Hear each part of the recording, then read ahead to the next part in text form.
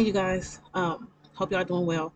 I know it's been a minute. I haven't been, and I have been with the Lord. Um, I haven't been doing no lives. I haven't. I've just really been with the Lord. I'm gonna tell you what happened. I'm gonna get right into it because I'm on my way out the door. But I was driving. I was working, and I was on my way back home, and I was talking to the Lord, of course, about a relationship. And I said, Father, just praying, for a relationship, praying about the man that I see that's best for me. And God said, and actually, I was praying about a couple more things, and God said to me, why can't you give me my time right now? I paused just like I did right now, and I said, why my face looked crooked. And I said, Father, if you would give me, Lord Jesus, excuse what's going on right now with me. But I said, Father, if you would give me the desire to sit with you, spiritually, to just sit with you, be quiet, and to want what you want in this moment. Because I want to sit with the Father in contentment. I don't want to sit, like how a baby sits with its mother, but it's kicking and screaming. I don't want to sit like that with the Father. I want the Father to just hold me and we are just one. We are just at peace. I'm content in the moment with the Father. And I said, if you would do that for me, then you would have your way. But I need you to help me give you what you want right now. And after that, I lost all desire for a relationship. I lost all desire for a man.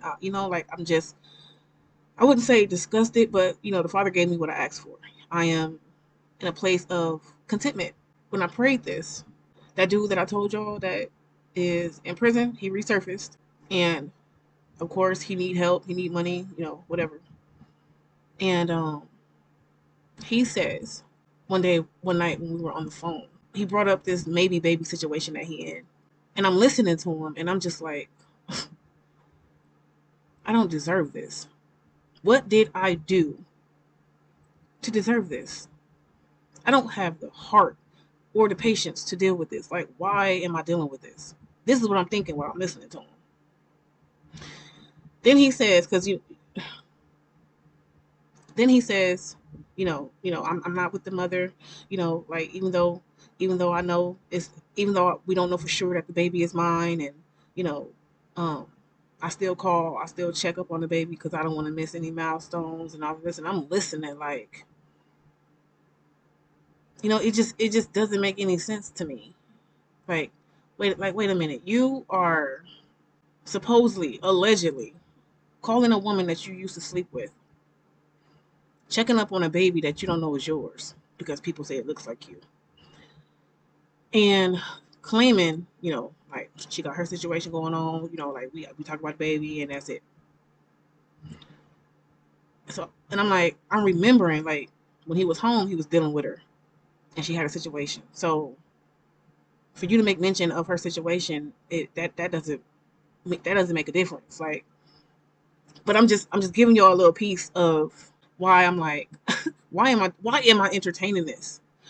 I am too good of a woman. I am too good of a woman, and I deserve just as good or better. What I bring to the table, no mess, no drama, no situationships, none of that, because I don't tolerate none of that. I might get, I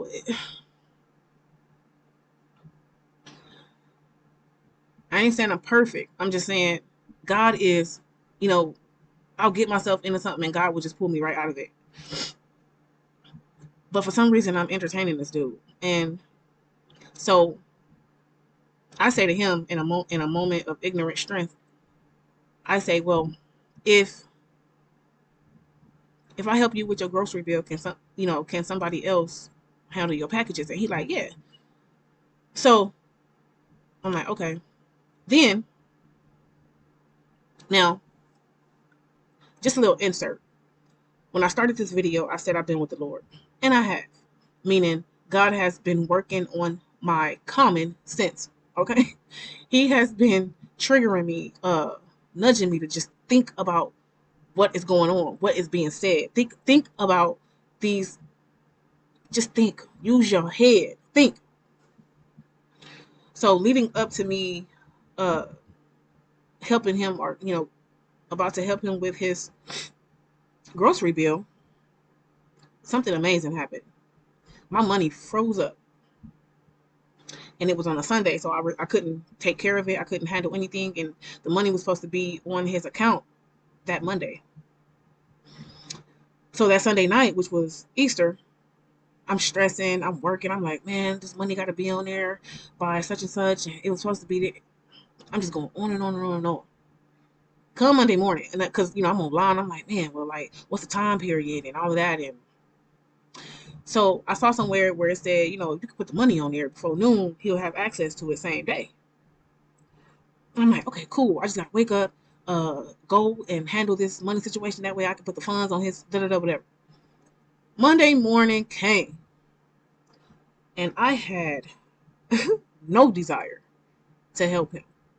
I mean, God was talking to me like, woke up, why you want to help him? Why are you doing this? Why? You have known this boy since y'all were children. Yes.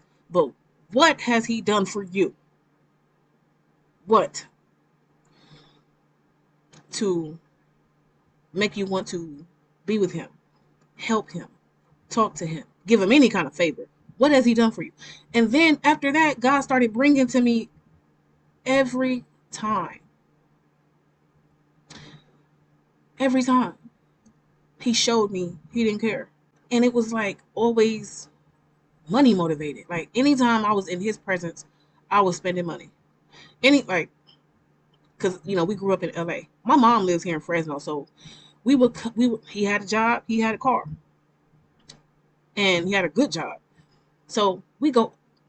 He comes on no, I'm sorry, on 2 occasions. I'm like, I'm going to my mama's house. You want to go? And he like, yeah. So one time I had to drive to Chino. I believe it was Chino, something like that, up in the hills somewhere to pick him up from LA, and then we go on to Fresno to come to Fresno. So he walks past his car, get in my car. Fresno is over 200 miles away. Didn't offer to help me with the gas. I pay for the gas. I pay for the liquor. I pay for everything. Then when we get to my mama's house, my mama got the food, bed and everything. He ain't have to do nothing. He ain't never had to do nothing. So, and that was every time. And then when he was staying with his niece in Moreno Valley, somehow I got the bright idea, to go be where he at, be with him. And I did that. And when I got there, I was doing for him again. He on the phone with his sister, and his sister tells him to tell her to buy a bottle. And I'm like, I ain't buying nothing. And this is Tuesday morning. God woke me up at about 3 something to 4, right after Easter. And I went for a walk, and God is just bringing all of this, just every time. Every time. It's been not all about money. And he brought up a couple more things. But the one thing he brought up was the beginning when we first started back talking. And he asked me to help him with this grocery bill. He tells me, now this is what really gripped me. This is what just gave me that factor with him. He tells me the grocery bill is $300. Now, I'm thinking the grocery bill, it has to be $300. I don't know why I'm thinking it, but it's just the way he said it, I guess. Like, it's got to be $300. So I find out in the financial challenges while I'm helping him that it ain't got to be $300. But he told me it had to be $300 because that's what he wanted, right? He wanted $300 to go to the grocery bill for his every month. On top of that, he get chow in the morning and at night. And God said to me, when did he ever say the most you can put on there is $300? But the least, I'm not sure about. It could be $100, it could be $75, $50, whatever. But the most is $300. When did he ever say that? When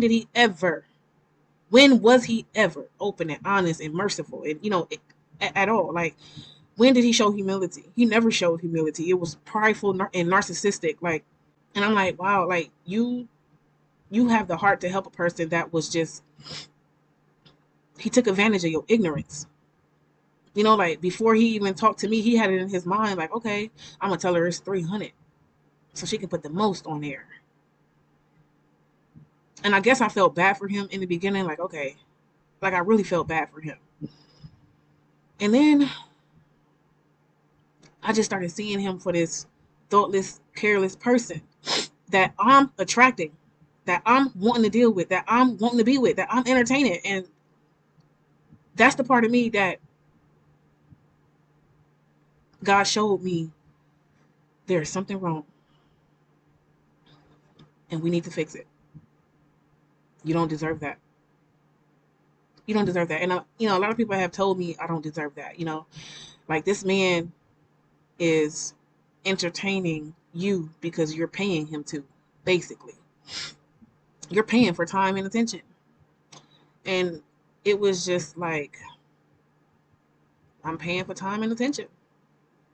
Imagine that. I'm just thinking about how long I've been dragging my self esteem on the floor, how long I've been dragging confidence, how long, like, I'm just thinking about how long I've been this way. Like, now, he called my phone every day. I don't answer. Calls me twice. He was supposed to go to the commissary, to the store on the 21st. It's the 24th. Why are you still calling me? It should be perfectly clear where we at. You probably made your list. You got in line. Couldn't do nothing. Not on my behalf anyway. I'm not doing that no more. I'm giving God the time that he wants, which is to my benefit, because he don't need me. I need him. And I'm letting God love me. I'm learning how to receive the love of God, because those voids that are in my soul that come out in these hostile ways of, like, tolerating disrespect, paying men to talk to you, or paying men to deal with you, or just entertaining men that are not real men. They don't provide. They do the minimum, as less as possible, and they look for women, like women that have low self-esteem, no confidence, women that will pay them to be there. How did I ever become that woman? But that's what we're working on now. And it's deeper than just having a heart to help somebody. It's deeper than that. That man, he has no humility. He has no, he keep telling me, God is talking to me, I'm praying, I'm in that word. But you spending all this time with God and you still had a heart to be prideful and selfish and hurtful.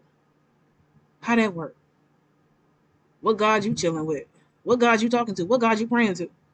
Like, it's just not making no sense to me. I'm paying attention to the fruit.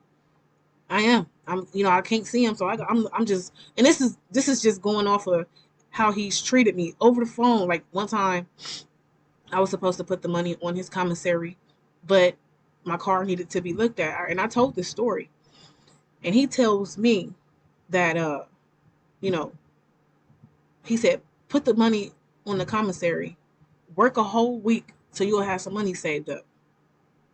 Now, y'all know I drive for Lyft. My car is my bread and butter. You know, how you want me to put you first? Y'all see that? And I said, why would I do that? Why would I work a whole week and save up some more money? I got the money now. Why would I do that? It don't make no sense. But that was just that narcissistic beast in him, just at work. But that man, he's still calling me like he don't know what's up. I understand now that if I am to want real love, you know, desire a relationship that is best for me, that would actually add to me, a man that would love me like I've never known, it's got to come from the Father first. The Father has to teach you how to receive love. You have to let the Father love you, love on you, heal those voids so that you can stop attracting men that come in, use, and abuse. That come in and make you feel like you ought to be lucky for them to even entertain you, for them to even give you time and attention.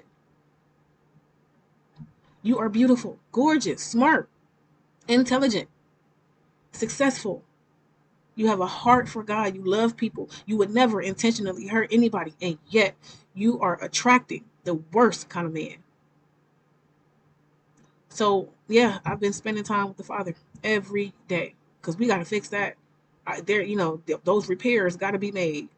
And it just comes from being damaged. Father wounds, because my father, he's in and out. He calls me, but I don't answer because he don't love me like I should be loved. He is one for himself too. And I hate that I have to, you know, treat my father that way by not answering and not speaking to him. But it's because of the way he's treated me that that behavior is what I was used to. So that's what I tolerated from men. And I'm not doing that anymore. And if I'm gonna shut them out, then hey, I gotta shut daddy out too. It's just the way it go. As him being my parent, I pray for him. I pray for my mother. But do I entertain them? No, because I have to heal. So my health and my wealth is the Father's priority. So it's mine too. So just a little bit of what I've been up to, what I've been doing. Um, it's not easy, but the Father did answer my prayer because it was His will. We got to pray according to the will of God for our lives. And yeah, so I see y'all.